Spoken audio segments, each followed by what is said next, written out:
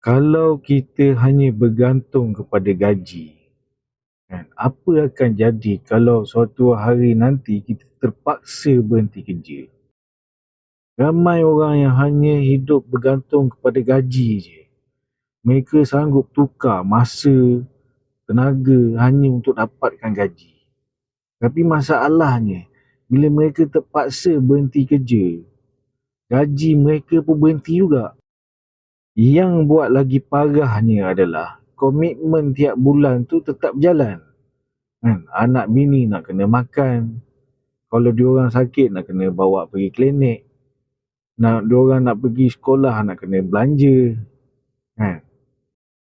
Aku pun dulu fikir macam tu juga.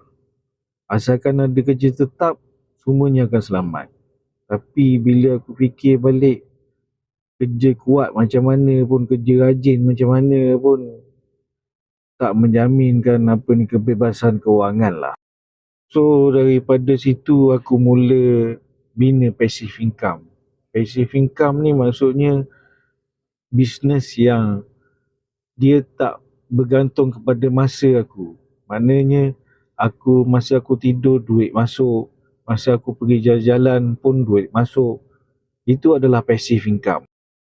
So bila korang ada satu sumber lagi, itu passive income, maknanya dia tak mengganggu kerja korang, dan juga korang ada satu sumber cash flow lain pula selain daripada gaji korang, dan dia dapat bantu korang untuk membayar segala komitmen korang, rumah ke, kereta ke, anak nak sekolah ke apa ke.